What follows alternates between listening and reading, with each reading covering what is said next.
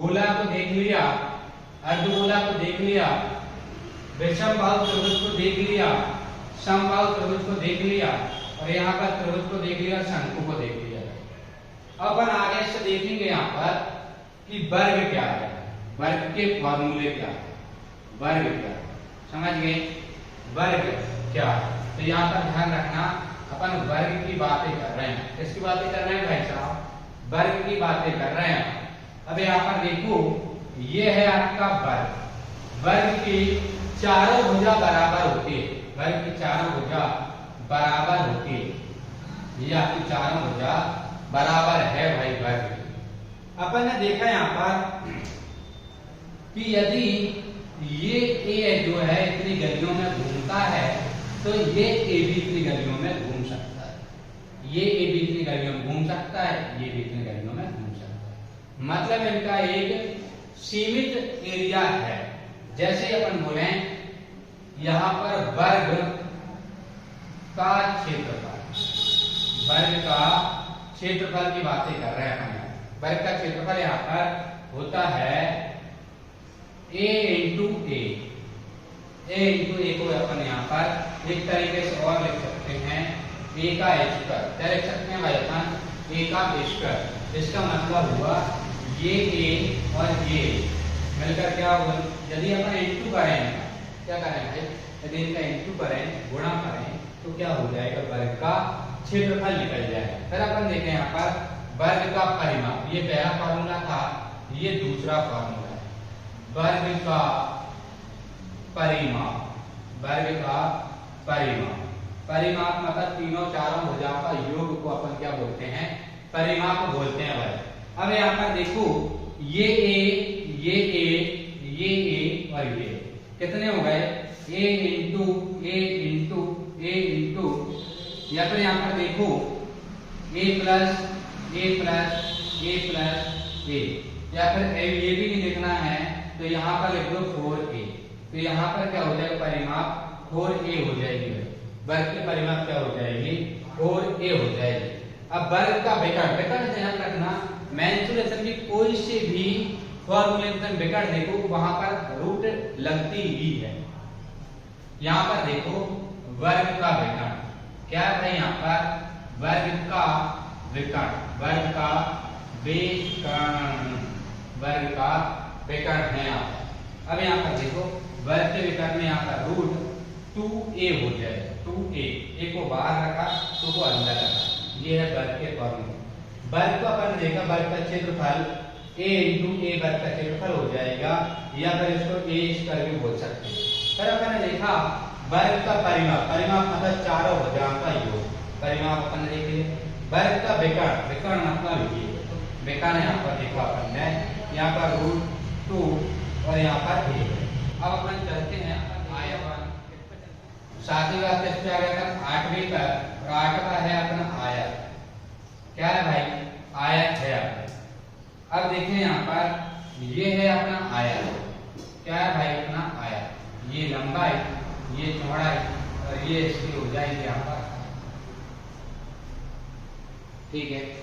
अब देखो यहाँ पर आयत के यदि अपन बातें करें, यहाँ पर आयत के क्षेत्रफल, आयत का क्षेत्रफल, पहला फॉर्मूला यहाँ पर आयत का क्षेत्रफल। क्या देखना भाई? आयत का क्षेत्रफल।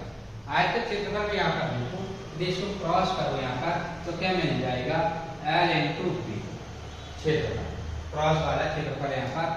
L4 यहाँ पर लंबाई है यहाँ पर और B4 यहाँ पर चौड़ाई है। ये हो जाएगा इसका आयत का क्षेत्रफल। अब अपन देखें यहाँ पर दूसरा फॉर्मूला है इसका आयत का, आपका क्या हो जाएगा? परिमाप। परिमाप में यहाँ पर देखो ये L और ये B, तो 2 बार L है यहाँ पर, 2 बार B है। आयत का परिमाप, आयत का परिमाप, समझ गए? आयत का परिमाप मतलब यहाँ पर यहाँ के सामने यहाँ पर देखो तो L मिलेगा, यहाँ पर देखो तो यहाँ पर भी क्या मिलेगा? B। तो यहाँ पर 2L प्लस 2B, तो L कहाँ पर हो जाएगा? यहाँ पर 2 क्या हो जाएगा? कॉमन, 2 हो जाएगा कॉमन, तो L प्लस यहाँ पर B। ये हो गया परिमाप का फॉर्मूला, आयत का परिमाप। आयत का विकर्ण है यहाँ पर तीसरा फार्मूला है आयत का विकर्ण, आयत का विकर्ण, का विकर्ण, आयत का विकर्ण, आयत का विकर्ण। यहाँ पर देखें अपन यहाँ पर होता है लंबाई का स्क्वायर, यहाँ पर लिख रहा हूँ मैं और नीचे, लंबाई का स्क्वायर और चौड़ाई का स्क्वायर, ये होता है आपके आयत का विकर्ण, आयत का विकर्ण। अपन ने क्या देखा, आयत का क्षेत्रफल देखा L into B, यहाँ पर देखा आयत का परिमाप अपन ने 2L 2B, तो यहाँ पर क्या कर लिया, दो को कॉमन ले लिया अपन ने, L प्लस B बचा। अब यहाँ पर देखो आयत का विकर्ण, यहाँ पर L स्क्वायर प्लस चौड़ाई, यहाँ पर L का स्क्वायर और चौड़ाई का स्क्वायर, ये हो गया आयत का विकर्ण है। अब चलते हैं अपन आगे, देखो शानदार ट्रिक बताने वाला हूँ मैं।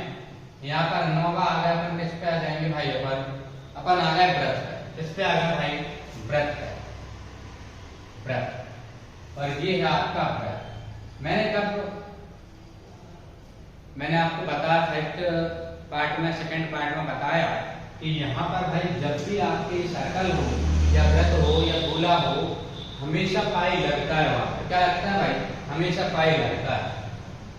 जैसे पहला फार्मूला यहाँ पर वृत्त का क्षेत्रफल, वृत्त का क्षेत्रफल, तो यहाँ पर देखो ये क्या हो जाएगा, व्यास, ये पूरा व्यास है, और यदि इससे आधा कर दें यहाँ पर, तो ये क्या हो जाएगा आपका त्रिज्या, आपकी क्या हो जाएगी, ये त्रिज्या हो जाएगी भाई, क्या हो जाएगी, त्रिज्या हो जाएगी।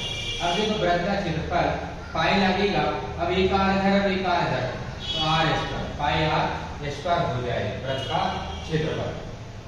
फिर अपन देखें यहाँ पर वृत्त का क्षेत्रफल का फार्मूला लिखा, दूसरा फार्मूला है यहाँ पर वृत्त के क्षेत्रफल के बाद वृत्त की परिधि। वृत्त की परिधि मतलब यहाँ पर देखो, मैं अपने हिसाब से बता रहा हूँ, यहाँ पर मान लो ये ट्रैक्टर के टायर का पहिया है, एक आर ये हो जाएगा और एक आर हो जाएगा ये, एक आर हो जाएगा ये बड़ा वाला और एक आर हो जाएगा ये।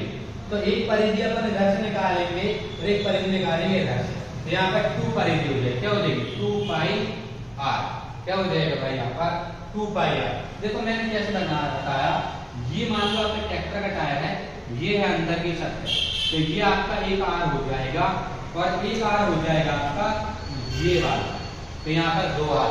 अब देखो यहाँ पर पाई लगेगा और आर कितने हो गए, 2 हो गए। मतलब यहाँ पर 2 तरीके से, यदि आप बाहर की निकालो तो एक ही आर आएगा, अंदर निकालो तो एक आर आएगा, मतलब 2 टाइप से निकाल सकते हैं यहाँ पर, इसलिए यहाँ पर 2 लिखा। 2 टाइप से मैंने क्या बताया, एक बार अपन बाहर की सतह का निकाल सकते हैं परिधि और एक बार अंदर की सतह की परिधि निकाल सकते हैं, मतलब 2 प्रकार से निकाल सकते, इसलिए मैंने यहाँ पर 2 लिखा। पाई क्यों लगा, क्योंकि यहाँ पर वृत्त है और यहाँ पर आर की त्रिज्या का भी अपन भी लेंगे, नहीं बड़ी वाली सतह निकालेंगे तो, और छोटी वाली सतह निकालेंगे तो ये वाला आर लेंगे, ध्यान रखना। अब चलते हैं आगे। अब ये देख लिया अपन ने, क्या देख लिया, वृत्त। अब वृत्त के फॉर्मूले से अपन क्या निकाल सकते हैं, अर्धवृत्त का फॉर्मूला। क्या निकाल सकते हैं भाई, अर्धवृत्त का फॉर्मूला। अब देखो यहाँ पर ये हो जाएगा 10वें नंबर, अर्धवृत्त क्या हो जाएगा, अर्धवृत्त। अर्धवृत्त यहाँ पर देखो ये होता है आपका अर्धवृत्त, वृत्त को आधा करते हैं तो क्या हो जाएगा अर्धवृत्त। अब यहाँ पर देखो व्यास बराबर यहाँ पर d है, व्यास वृत्त के बराबर ही रहेगा और यहाँ पर त्रिज्या भी r रहेगी, पर ये भी आपके वृत्त के बराबर रहेगी। अब देखो यहाँ पर पहला फॉर्मूला अर्धवृत्त का, वृत्त का अपन ने देखा था, यहाँ पर वृत्त का क्षेत्रफल क्या था, पाई आर स्क्वायर। तो यहाँ पर देखो अर्धवृत्त का क्या हो जाएगा, अर्धवृत्त का क्षेत्रफल, अर्धवृत्त का क्षेत्रफल क्या हो जाएगा, पाई आर स्क्वायर अपॉन 2, या फिर इसको या ऐसे लिख सकते हैं 1/2 पाई आर स्क्वायर, ऐसा ये लिख सकते हैं ऐसे। फिर देखिए अपन यहाँ पर भाई अर्धवृत्त का क्षेत्रफल हो गया, अर्धवृत्त की परिधि क्या हो जाएगी भाई, अर्धवृत्त की परिधि, अर्धवृत्त की परिधि, अर्धवृत्त की परिधि, अर्धवृत्त की परिधि।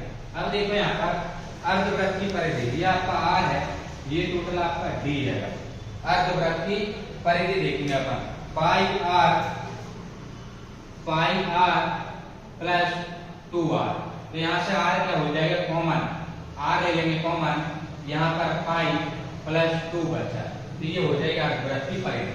देखो यहाँ पर वृत्त के फॉर्मूले से हम अर्धवृत्त का फॉर्मूला निकाल सकते हैं। मैंने क्या बताया, ये वृत्त है आपका, वृत्त का क्षेत्रफल पाई क्यों लग रही है, क्योंकि यहाँ पर वृत्त है, r स्क्वायर क्यों लग रहा है, क्योंकि यहाँ पर 2r है, एक इस साइड के एक इस साइड के, यहाँ पर 2r है। अब देखो परिधि मैंने क्या बताया, यहाँ पर 2 पाई r क्यों आया, यहाँ पर वृत्त की परिधि आई, ये वृत्त की परिधि, वृत्त की परिधि, परिधि का मतलब यहाँ पर सतह का मापन करना है। एक बार अपन ने यहाँ पर बाहर की सतह को नाप लिया, एक बार अंदर की सतह को, मतलब यहाँ पर दो टाइप से नाप सकते हो आप। अब यहाँ पर पाई क्यों लगती है, यहाँ पर वृत्त है, पाई आर, 2 पाई आर हो जाएगा। ठीक है, धन्यवाद, थैंक यू। मेरी वीडियो पसंद आई हो तो लाइक शेयर एंड सब्सक्राइब करें। Thank you.